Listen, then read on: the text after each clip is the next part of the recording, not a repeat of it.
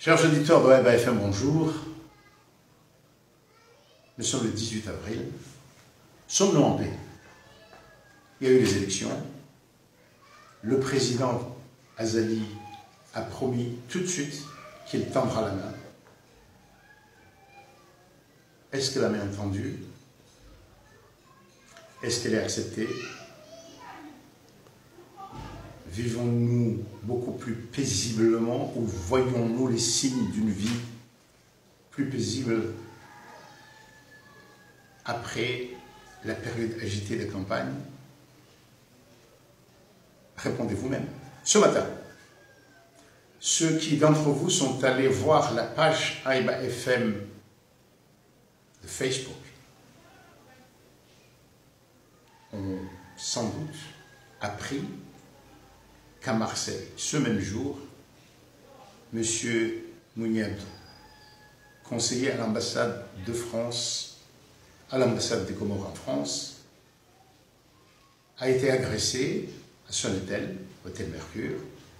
On l'a frappé, on lui a pris l'argent qu'il avait, on parle de 12 000 €, on a pris ses lunettes. On n'a pas encore eu confirmation, comme on nous l'a dit, qu'il serait à l'hôpital. Mais on lui a dit de ne plus remettre ses pieds à Marseille. Que faisait M. Mouniabdou à Marseille? Il est allé avec une délégation, il est membre d'une délégation dirigée par un grand notable, M. Abdelaziz, envoyé par la mouvance présidentielle pour aller mobiliser des partisans, des sympathisants de M. Azali et de ses soutiens pour contrecarrer les mobilisations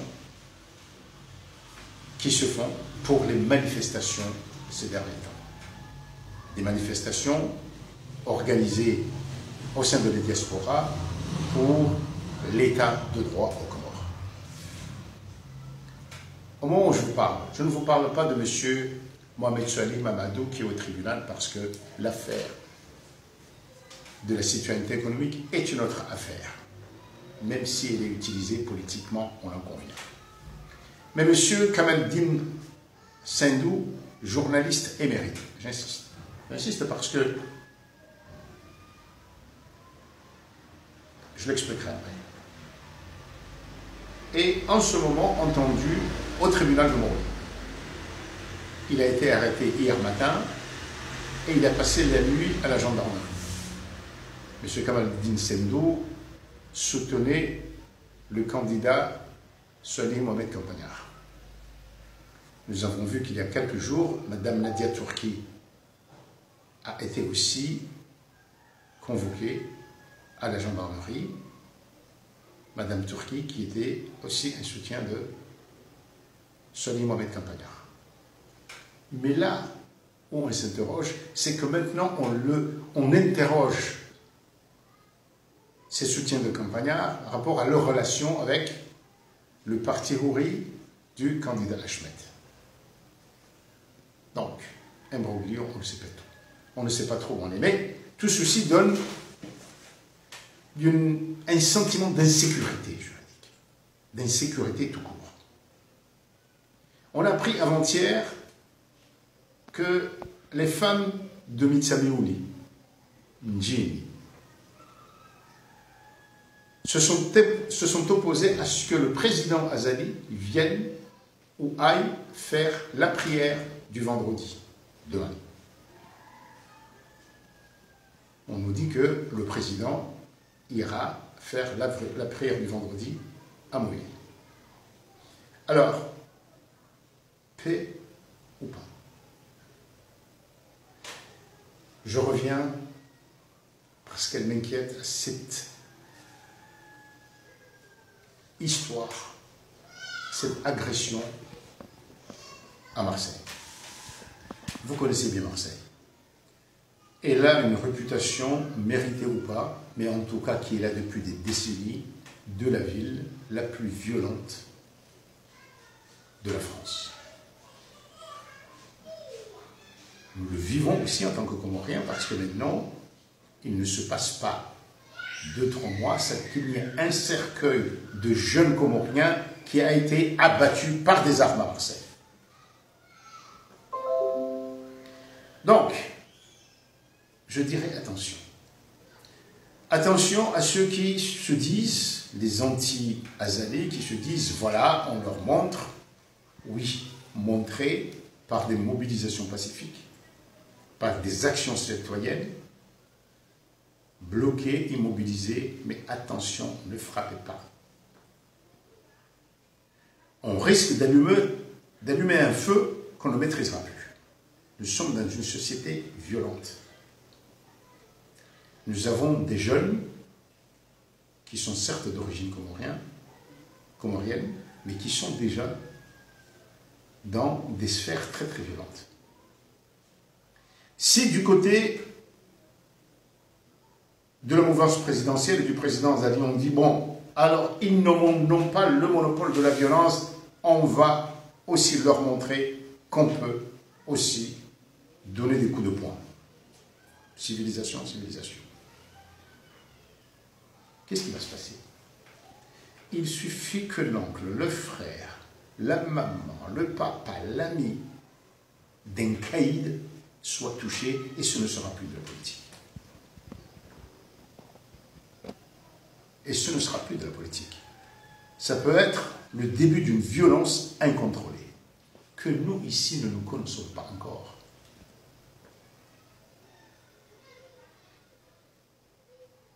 Et il est illusoire pour ceux qui ont le pouvoir de croire qu'avec les services français, on peut contrôler, faire peur là-bas. Non. Si jamais on pousse à la violence et que ça touche des jeunes caïds marseillais, la violence peut se faire ici. Ces gens-là n'ont pas peur du policier Mzungu, là. Ils sont en train, ils se battent avec lui.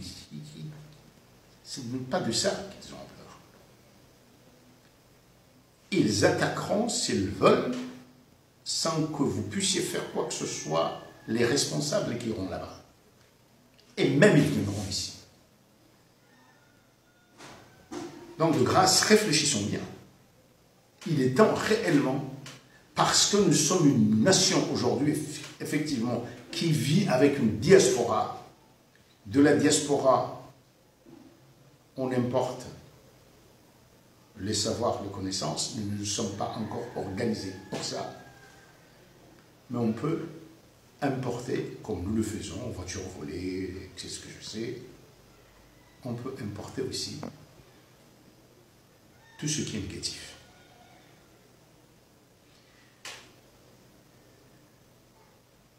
Monsieur le Président, Messieurs les chefs de parti, réfléchissez bien. Monsieur le Président, vous avez promis de tendre la main. Est-ce que vous l'avez tendue? Est-ce qu'elle a été refusée? La situation de la nation est Mbililidjou. On est au bord du précipice et les signes avant-coureurs sont là. Je reviens à M. Kamel Sendou. Pourquoi j'ai dit journaliste émérite? Ce n'est pas un ami, mais je l'ai côtoyé plusieurs fois. Je connais et je respecte beaucoup son sens du droit. Son respect presque maniaque de la déontologie. M. Sendou, comme beaucoup d'autres, s'est dit dans ces élections, il y en a marre, on veut un changement. Il a cru que ce changement se ferait par et à travers une personnalité qu'il admirait sans doute, M. Soly Mohamed. Et il s'est engagé de manière tout à fait transparente, avec son énergie, son expérience, sans se cacher comme font beaucoup d'autres ici, qui sont toujours entre 3, 4, 5 candidats.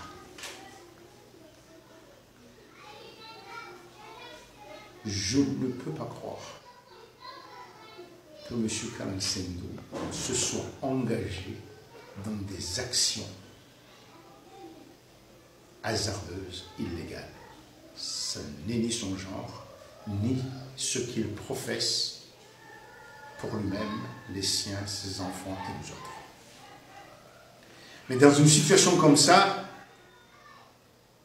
d'insécurité, d'instabilité, il y a comme une machine qui nous happe tous. Et messieurs les responsables politiques, il faut sortir de cet engrenage. Sinon, ça va aller de mal en pis.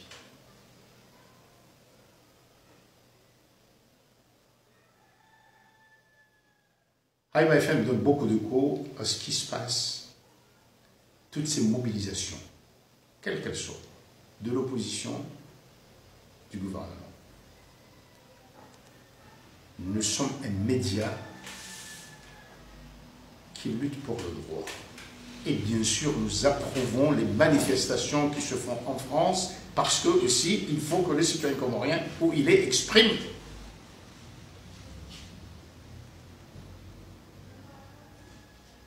son souci de l'état de droit. Il est tout à fait normal que des gens qui vivent dans un pays où les élections sont presque un fait divers, ce qui est débattu, c'est pour qui et pourquoi je vais voter, soient choqués quand ils ont vu ce qui s'est passé ici.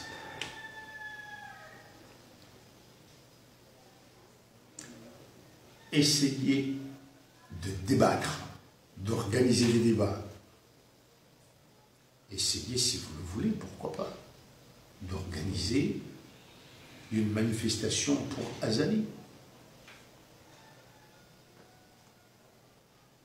Mais de grâce, des deux côtés, ne prenez pas des initiatives qui provoquent la violence, mais j'espère aussi que on pourra endiguer les manœuvres sans recourir à la violence. Il y a des tas de manières d'empêcher l'autre de faire quelque chose sans user de la violence. À demain.